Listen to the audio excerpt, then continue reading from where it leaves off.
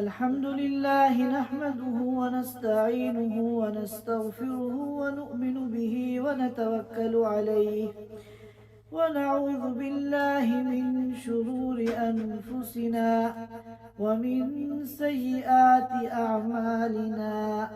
من يهده الله فلا مضل له ومن يضلله فلا هادي له. ونشهد أن لا إله إلا الله وحده لا شريك له. ونشهد أن سيدنا وحبيبنا ومولانا محمدا عبده ورسوله صلى الله تعالى عليه وعلى آله وأصحابه وبارك وسلم تسليما كثيرا كثيرا. أما بعد فأعوذ بالله من الشيطان الرجيم. بسم الله الرحمن الرحيم. قتل الإنسان ما أكفره من أي شيء خلقه من نطفة خلقه فقدره ثم السبيل يسره ثم أماته فأقبره ثم إذا شاء أنشره كلا لما يقض ما أمره. صدق اللہ العظیم. حضرات سامعین کرام، پچھلے جمعے ہم لوگوں نے سورہ عبس کی تفسیر شروع کی تھی اور ابتدائی 16 آیتوں پر ہم لوگوں نے پچھلے جمعے گفتگو کی تھی. آج میں نے آپ حضرات کے سامنے آیت نمبر 17 سے آیت نمبر 23 تک اس سورۃ مبارکہ کی 7 آیات میں نے تلاوت کی ہے. آج انشاءاللہ ہمیں ان آیات مبارکہ پر گفتگو کرنی ہے. تفسیر کو سمجھنے سے پہلے ہم ان آیات کا ترجمہ سن لیتے ہیں تاکہ بعد میں مفہوم کو سمجھنا ہمارے لیے آسان ہو. اللہ تعالیٰ فرماتے ہیں قتل الانسان ما اکفرہ، قتل کر دیا جائے انسان. یہ ایک بد دعائیہ جملہ ہے. جیسے ہم کہتے ہیں کہ فلاں پر لعنت ہو، فلاں کا ستیہ ناس ہو، فلاں ہلاک ہو، اسی طرح ہے قتل الانسان، انسان ہلاک ہو جائے. ما اکفرہ، کتنا بڑا وہ ناشکرہ ہے، کتنا بڑا منکر قرآن ہے. من ای شیء خلقہ، کس چیز سے اللہ نے اس کو پیدا کیا. من نطفۃ، ایک قطرے سے، خلقہ، اللہ نے انسان کو پیدا کیا. فقدرہ، پھر اس کو ایک اندازے کے مطابق بنایا. ثم السبیل یسرہ، پھر اللہ نے اس کے راستے کو آسان کر دیا. ثم اماتہ، پھر اللہ تعالیٰ نے اس کو موت دی. فاقبرہ، پھر اس کو قبر میں اتروایا. ثم اذا شاء انشرہ، پھر جب چاہیں گے اللہ تعالیٰ اس کو دوبارہ اٹھائیں گے، قبر سے اس کو نکالیں گے. کلا لما یقض ما امرہ، ہرگز اب تک پورا نہیں کیا انسان نے اس کام کو جس کا اللہ نے اس کو حکم دیا. کلا، ہرگز نہیں. لما یقضی، اب تک پورا نہیں کیا انسان نے. ما، اس کام کو. امرہ، جس کا اللہ نے اس کو حکم دیا تھا. ایک مرتبہ اور ترجمہ سن لیتے ہیں. قتل الانسان، ہلاک ہو جائے انسان. ما اکفرہ، کتنا بڑا ناشکرہ ہے، کتنا بڑا منکر ہے. من ای شیء خلقہ، کس چیز سے اللہ نے اس کو پیدا کیا. من نطفۃ خلقہ، ایک قطرہ منی سے اللہ نے اس کو پیدا کیا، فقدرہ، اور اس کو ایک اندازے کے مطابق بنایا، ثم السبیل یسرہ، پھر اللہ نے اس کے راستے کو آسان کر دیا، ثم اماتہ، پھر اللہ نے اس کو موت دی، فاقبرہ، پھر اس کو قبر میں اتروایا، ثم اذا شاء انشرہ، پھر جب اللہ چاہیں گے اس کو اٹھائیں گے، کلا، ہرگز نہیں، لما یقضی، اب تک پورا نہیں کیا انسان نے، ما امرہ، اس کام کو جس کا اللہ نے اس کو حکم دیا۔ یہ ان آیات مبارکہ کا ترجمہ ہے۔ اس سے پہلے جو آیتیں اس صورت مبارکہ میں آئی ہیں ان میں اللہ تعالیٰ نے قرآن کی عظمت کو اور قرآن کے کامل اور مکمل ہونے کو اور قرآن کے ہر قسم کی تحریف، رد و بدل سے محفوظ رہنے کو اللہ تعالیٰ نے بیان کیا، جس کا تقاضا یہ تھا کہ انسان قرآن کی حقانیت میں کوئی تردد نہ کرے اور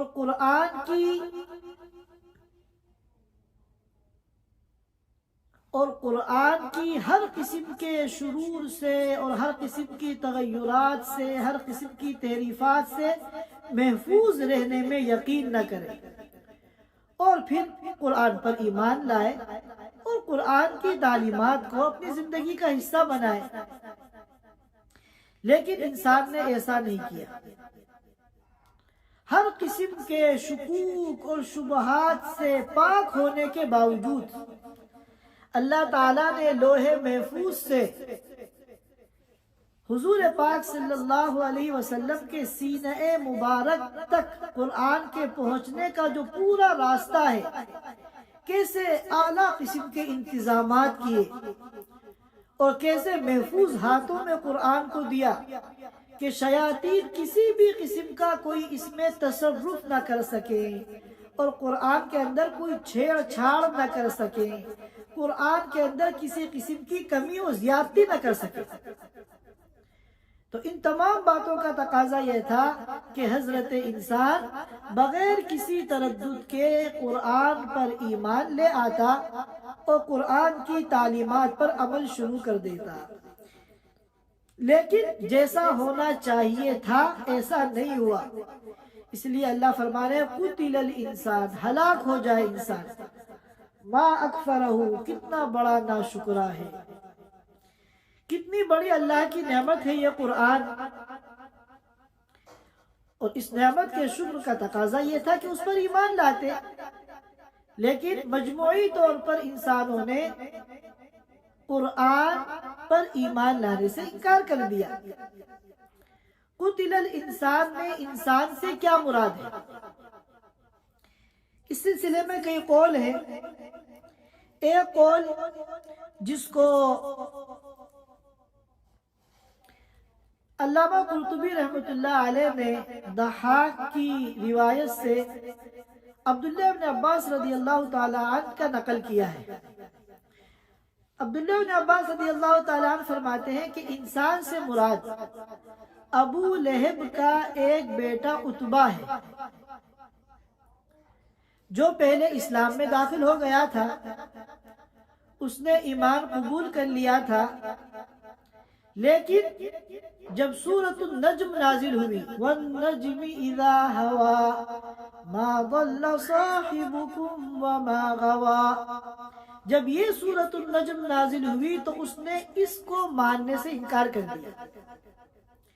اب ظاہر ہے کہ جب سورۃ النجم کو ماننے سے اس نے انکار کر دیا اور اس نے صاف صاف لفظوں میں کہہ دیا آمنت بالقرآن کلہ الا النجم، پورے قرآن پر میں ایمان لاتا ہوں سوائے سورۃ النجم کے، تو ظاہر ہے کہ وہ مرتد ہو گیا۔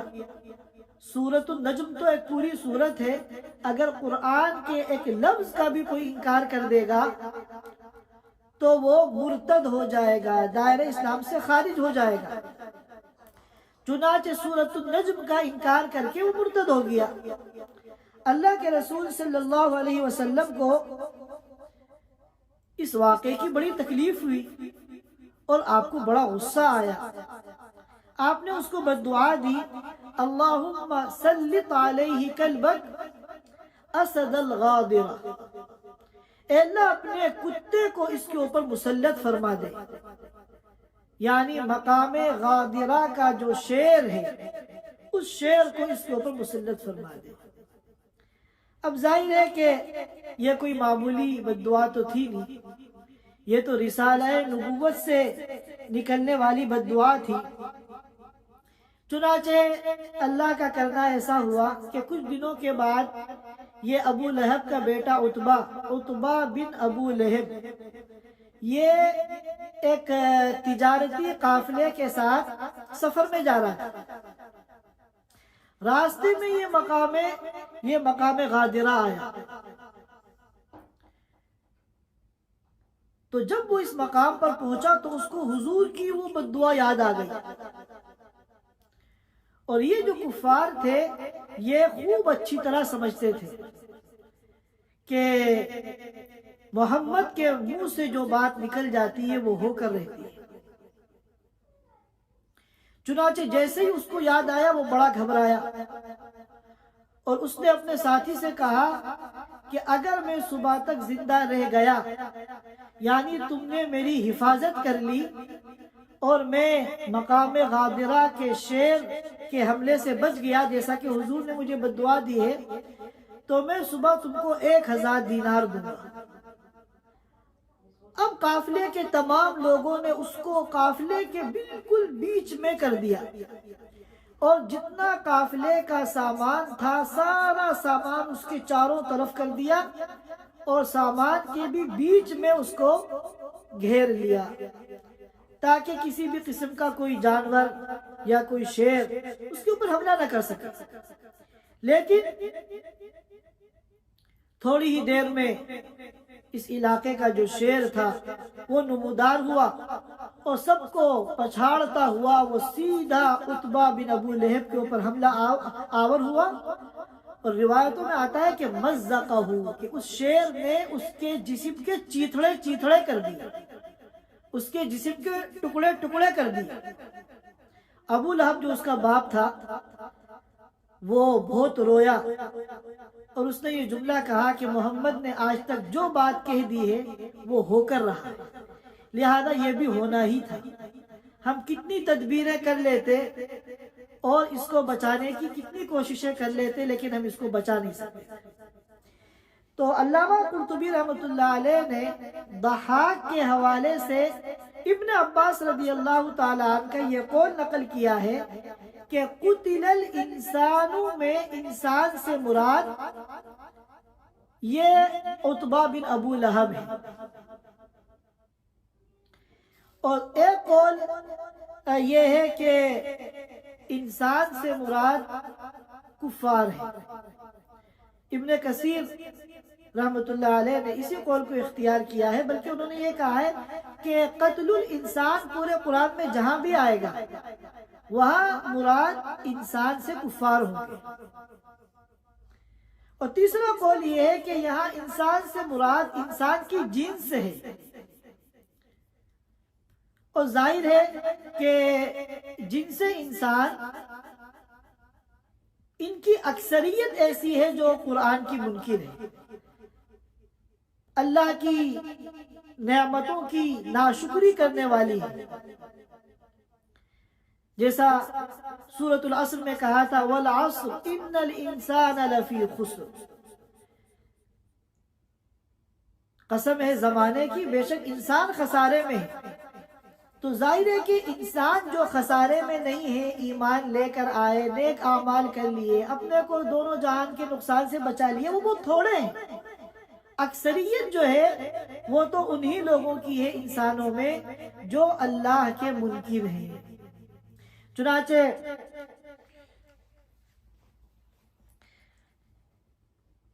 ایک روایت میں آتا ہے, بخاری اور مسلم کی روایت ہے عبداللہ بن مسعود رضی اللہ تعالیٰ عنہ کی, کہ قیامت کے دن اللہ تعالیٰ حضرت آدم علیہ السلام کو پکاریں گے, یا آدم آدم علیہ السلام کہیں گے لبیک و سعدیک، اے اللہ میں حاضر ہوں، حکم فرمائیے۔ تو اللہ تعالیٰ کہیں گے کہ اپنی ذریت میں سے، اپنی اولاد میں سے جو جو جہنم کے مستحق ہیں ان کو الگ کر دو۔ تو روایتوں میں آتا ہے کہ جب مستحقین جہنم انسانوں کو الگ کیا جائے گا تو یہ اتنی بڑی تعداد ہوگی کہ 1000 میں سے 999 مستحق جہنم نکلیں گے، اور ایک ایسا ہوگا 1000 میں کہ جو جہنم کا مستحق نہیں ہوگا۔ تو چونکہ اکثریت جو ہے انسانوں کی اللہ کی منکر ہے، اس لیے یہاں کہہ دیا گیا قتل الانسان ما اکفرہ، ہلاک ہو جائے انسان، کتنا بڑا اللہ کا یہ ناشکرہ ہے، کتنا بڑا یہ قرآن کا منکر ہے۔ بعض لوگوں نے کہا کہ ما اکفرہ یہ فعل تعجب نہیں ہے جیسا کہ میں نے ابھی ترجمہ کیا ہے، بلکہ ما اکفرہ میں ما موصولہ ہے، اور اس کا مطلب ہے ما اکفرہ، کس چیز نے انسان کو کافر بنا دیا۔ اللہ نے کیا کم نعمتیں دی تھی، اللہ کے احسانات کیا کم تھے، آخر ایسی کیا چیز ہے جس نے انسان کو کفر پر مجبور کر دیا، قرآن پر ایمان لانے سے روک دیا۔ ایک ترجمہ یہ ہے۔ اس کے بعد اللہ تعالیٰ اپنی نعمتوں کا ایک نمونہ پیش فرما رہے ہیں۔ اللہ تعالیٰ قرآن پاک میں جگہ جگہ اپنی نعمتوں کا تذکرہ کرتے ہیں اور پھر انسانوں کو دعوت فکر دیتے ہیں کہ میری ان نعمتوں پہ غور کرو۔ ان فی ذالک لآیات لقوم یتفکرون، ان فی ذالک لآیات لقوم یعقلون۔ پورے قرآن میں جگہ جگہ یہ آیتیں آئی ہیں کہ اللہ کی ان نعمتوں میں نشانیاں ہیں عقل والوں کے لیے، غور کرنے والوں کے لیے۔ حتیٰ کہ اللہ تعالیٰ انسان کو یہ بھی دعوت دیتے ہیں کہ اپنا جو تمہارا جسم ہے اور تمہاری جو ذات ہے، اپنی ذات میں بھی اگر تم غور کرو گے تو اللہ کی حقانیت کے معترف ہو جاؤ گے۔ وَفِي أَنفُسِكُمْ أَفَلَا تُبْصِرُونَ، اپنی ذات پہ تم غور کیوں نہیں کرتے؟ چنانچہ اللہ تعالیٰ نے یہاں فرمایا مِنْ أَيِّ شَيْءٍ خَلَقَ، کبھی غور کیا تم نے کہ کس چیز سے اللہ نے انسان کو پیدا کیا؟ پھر جواب دے رہے مِن نُطْفَةٍ خَلَقَ، نطفہ کہتے ہیں وہ پانی جو تھوڑا ہو اور حقیر ہو۔ تو ظاہر ہے کہ مادہ منی سے، منی کے قطرے سے اللہ نے انسان کو پیدا کیا، اور پیدا بھی ایسا کیا کہ اس کے تمام اعضاء کی فٹنگ بہت مناسب تھی، ہر عضو کا جو سائز ہے وہ بالکل مناسب متعین کیا۔ یہ نہیں ادرک کی طرح، جیسے ادرک ہوتی ہے کہیں سے بھی بڑھنی شروع ہو جاتی ہے، کوئی اس کا مناسب حجم اور جسم اور سائز نہیں ہوتا، بلکہ انسان کو جو ہے اللہ نے جو ہے اس کے کان، اس کی آنکھ، اس کے ناک، اس کے منہ، اس کا سینہ، اس کا پیٹ، اس کا سر، اس کے پیر، سب اللہ نے بہت مناسب سائز میں بنائے اور ان کی فٹنگ بھی بہت مناسب تھی۔ سر اگر اللہ نیچے بنا دیتے، پیر اوپر بنا دیتے تو کتنے مسائل کھڑے ہوتے۔ یا یہ جو موجودہ انسانی تخلیق ہے، شکل و صورت ہے، ذرا سا بھی اس میں اگر تھوڑا بہت آگے پیچھے ہو جاتا تو کتنے بڑے مسائل پیدا ہوتے، کتنی پریشانیاں ہوتی۔ فقدرہ، اللہ نے ایک اندازے کے مطابق انسان کو بنایا۔ ثم السبیل یسرہ، پھر اللہ تعالیٰ نے اس کے راستے کو آسان کر دیا۔ اس کا کیا مطلب ہے؟ کئی مطلب مفسرین نے بیان کیے ہیں۔ مشہور مطلب تو یہ ہے کہ جب شکم مادر کے اندر اللہ نے انسان کی تخلیق کو مکمل کر دیا تو اب اس کے باہر آنے کا راستہ اللہ نے آسان کر دیا۔ اگر ہم غور کریں تو یہ بظاہر اتنا مشکل کام ہے کہ ناممکن نظر آتا ہے، لیکن اللہ تعالیٰ نے اپنی قدرت سے اس ناممکن کو ممکن بنا دیا، اور اس دنیا میں آنے کا راستہ انسان کے لیے آسان کر دیا۔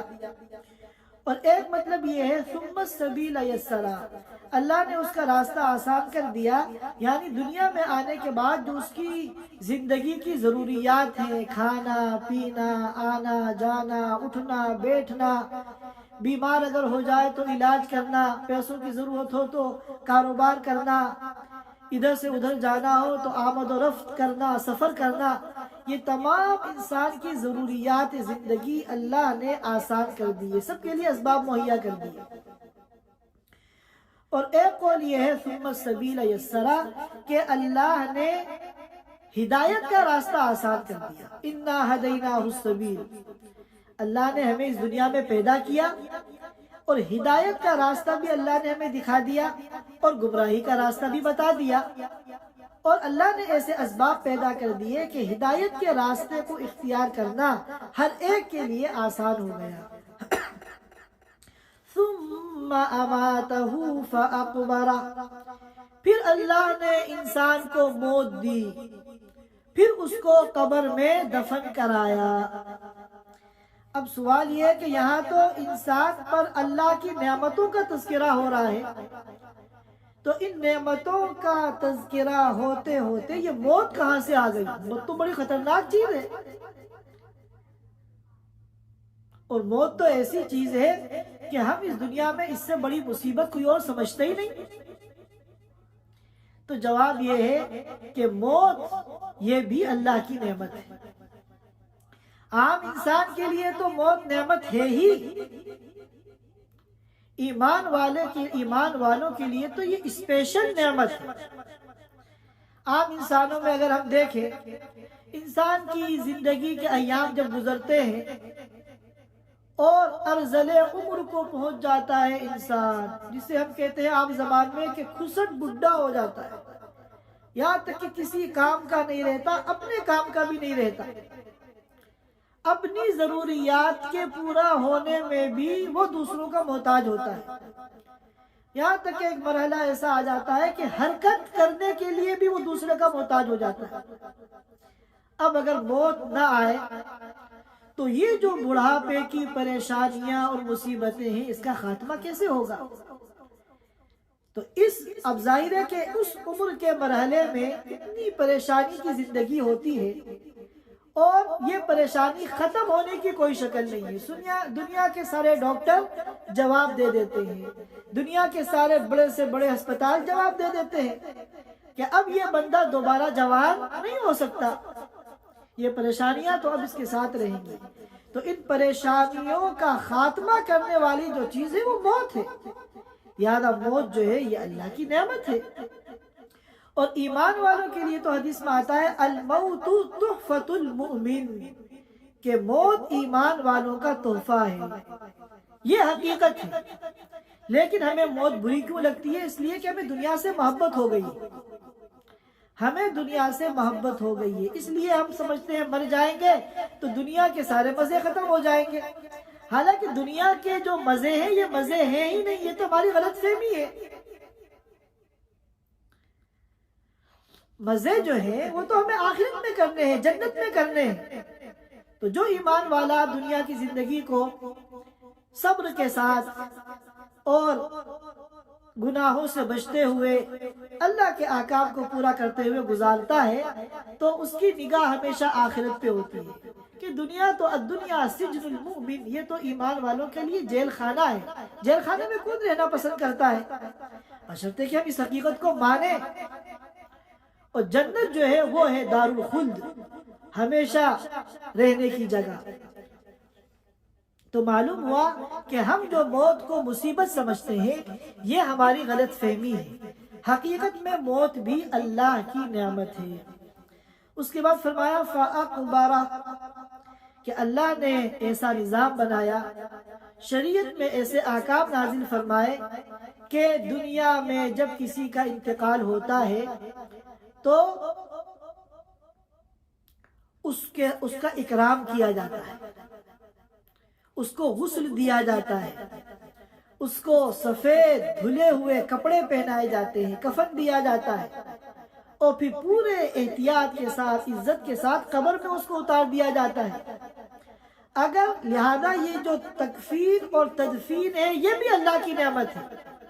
اگر قبر میں تدفین کا نظام اللہ قائم نہ کرتے تو انسان بھی مرنے کے بعد روئے زمین پر پڑا رہتا، اس کا جسم جانوروں کی طرح پھولتا پھٹتا سڑتا، اس میں کیڑے لگتے اور پرندے اور درندے اس کے جسم کو نوچ نوچ کر کھا جاتے۔